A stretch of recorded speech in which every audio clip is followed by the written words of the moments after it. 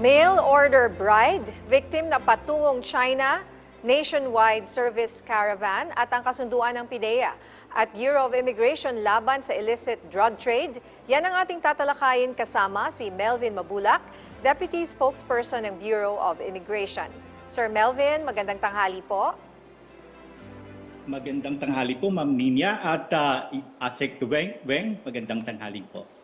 Sir, ano na naman po itong isang mail order bride victim ang inyong naharang dyan po sa NAIA? At ano po ang lumabas sa inyong inisyal na investigasyon tungkol dito? Nasaan na po ang biktima sa ngayon?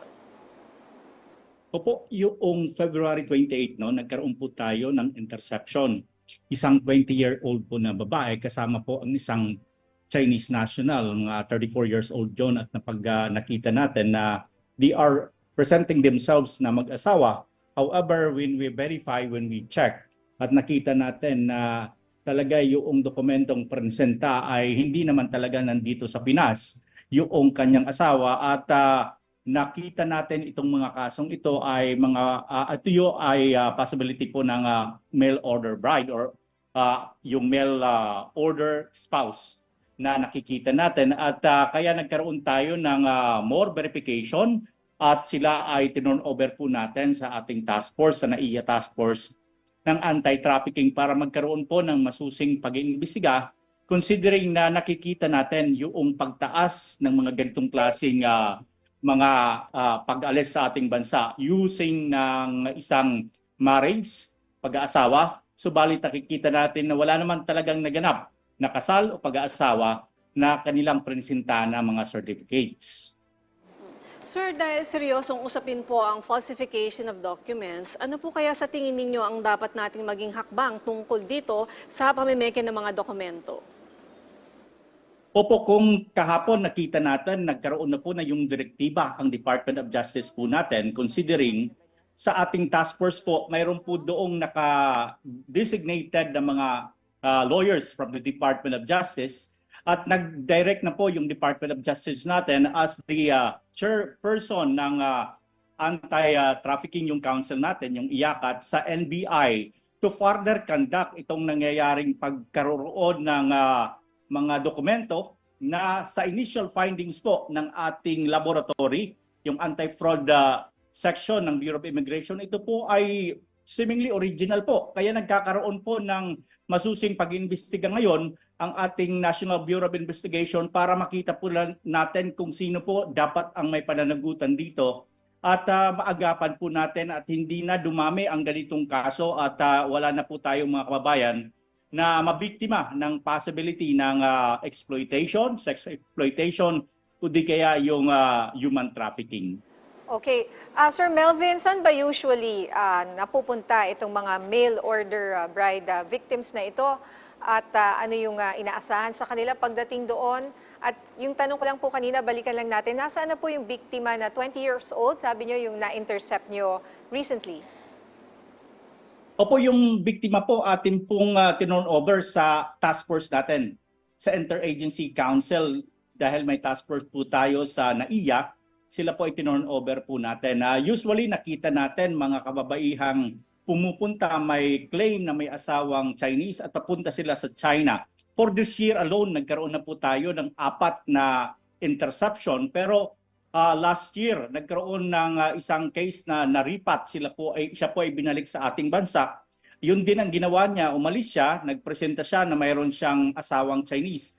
But pagdating niya sa China, siya po ay naabuso sexually at talagang may verbal abuse, may human yung trafficking, yung exploitation sa kanya, at nakikita natin ito ay before nagkaroon na ito ng mga kaso, that's more on sa Korea, but for now nakikita natin ang destination nila ay sa China naman. So sir, bukod po sa China, ano pa po yung ibang bansa na target nitong mga nagiging biktima ng ganitong mail order bride?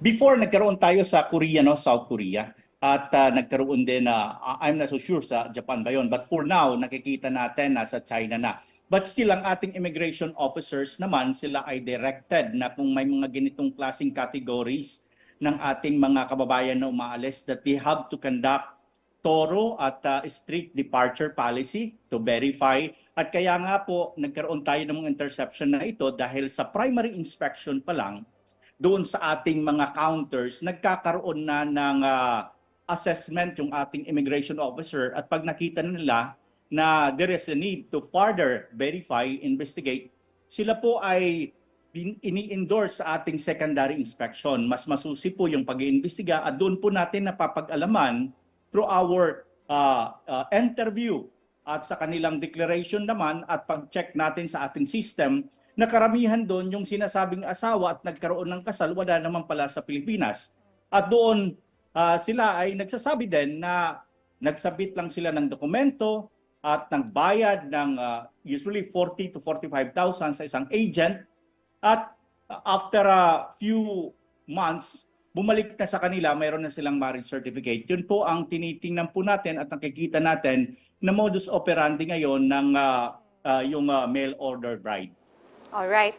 Sa ibang usapin naman po, nagsimula na ang nationwide caravan ng Bureau of Immigration kahapon. Saan po ito nagsimula at kailan po magtatapos ang leg na ito?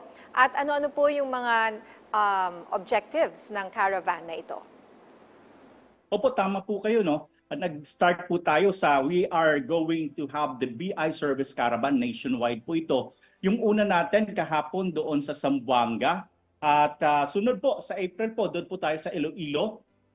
Sa June naman, doon tayo sa Baguio. Ang gusto po natin, objective po natin, we could be able to provide yung isang convenient na pag-deliver po natin ng serbisyo sa mga foreign national, particularly if they need for visa extension, yung secure yung exit clearance, o di kaya for those former Filipinos na gusto naman po nila na maging dual citizen, they could somehow apply. Yan po ang ginagawa ng ating immigration sa pangunguna po ng ating Commissioner Norman G. Tancinco na we have to reach out sa mga taong ito at sa mga kliyente natin para naman po mas mapalawak pa natin yung ating serbisyo sa mga kliyente po natin. Sir, bukod po dyan sa mga yan, meron po ba kayong parang isang program na ini-educate po natin yung mga ating kababayan para hindi maging biktima ng mga ganong scam, yung pinag-uusapan natin ng mga mail order bride? Yes po, mayroon po tayo sa ating, mayroon tayo sa social media po natin, sa Bureau of Immigration, yung Facebook po natin, may TikTok po tayo, o di kaya mayroon din tayo sa ating pakikipag-ugnayan sa Interagency Council. Nagpapaalala po tayo sa ating mga kababayan na maging mapanuri at sumunod po tayo sa programa ng ating gobyerno para maiwasan po na tayo'y mapahamak o di kaya masadlak po sa exploitation ng human trafficking o di kaya yung labor exploitation. Yan po talaga ang pinagtutuunan natin ng pansin. We have to educate our people, we have to educate yung mga tao kasi nakikita natin yung categories nito. Ang tiningnan po natin, even for this year pa lang, mayroon na tayong 4, no? January 1, for February 3, at most of them, do yung January, doon siya na-intercept sa Cebu. Pero all of them are coming from Luzon. Mga kababaihan po ito, usually yung edad po nila from 20 to 25 years old. But basically, last year, yung narepat, mayroon po siyang around 19 years old po siya. Ibig sabihin po, talaga pong ang vulnerable sector po natin dito, yung kababaihan po natin. And we are at the same time very aware with that. That's why we have a clear directive from our commissioner to be able to conduct and verify yung mga umaalis sa atin ng thoroughly, strictly. Paano po na-approach itong mga kababaihan ito? Is it online or may agent on the ground? Nakita po natin yung isang report, no? Especially noong February 28, mayroon pong apps na ginamit. Parang they are, ano lang siya, sa online po. At mayroon siyang ipinakilala sa matchmaking siguro yon na looking for a partner sa online. Doon pinakilala sa Chinese at yung Chinese naman, mayroon siyang kinausap na agent, nag-submit sila ng papel. At then after few months, nakakuha na sila ng certificate na nakikita natin, na investigate natin na seemingly ito po ay genuine. But still subject po yan sa tinitingnan po ng NBI per directive po ng ating Interagency Council. Okay, ngayon sir, hingi na lang po kami ng detalye tungkol naman dito sa nilagdaang kasunduan ng Immigration Bureau at ng PIDEA. At ano po ang kahalagahan nito? Napaka-importante po yung coordination natin with the PDEA, no. If you can recall, may mga balita tayo regarding sa mga interception po ng mga drug couriers na pumapasok dito sa ating bansa. May role din po dito yung Bureau of Immigration that we could be able to provide. Siyempre, mayroon tayong monitoring yung mga persons of interest na kung saan tinitingnan natin, usually po yung mga flight itinerary nila, yung kanilang mga pagpunta rito, frequency of entering the country or traveling in and out of the Philippines. Kasi dito may mga cases tayo na upon monitoring, nakita natin na sila upon endorsement sa ating task force with PDEA, nakukuhanan natin ng mga illegal drugs, no? At very successful po yung coordination with PDEA, including din po sa ibang members ng task force. But itong ginawang memorandum agreement, mas mapapabilis pa natin, mas mapapaigting pa natin yung pag-implement natin ng ating border security to be able to avoid yung mga entry ng mga illegal drugs o di kaya mga undesirable foreign nationals.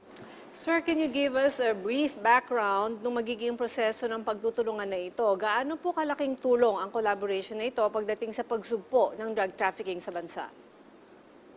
Opo, napaka-importante po ito considering na even upon entry pa lang, nakikita natin na mayroon tayong copy na kung itong taong ito ay darating sa ating bansa. Kaya nai-inform din natin yung ating mga tauhan doon sa ground na they have to identify, alert sila once dumating, andoon na po yung mga kasamahan natin from PIDEA or from members of the task force that could able to monitor na at pagdating nila doon sa baba, kukunin yung bagahe, mayroon nang nakaabang na mga ahente ng PIDEA para ma-check nila kung ito ba ay may dala na mga illegal na mga drugs at marami na po tayong mga kaso na successful operations na kung saan nahuhuli natin at na we avoid entry ng ganyang mga klaseng mga illegal na droga.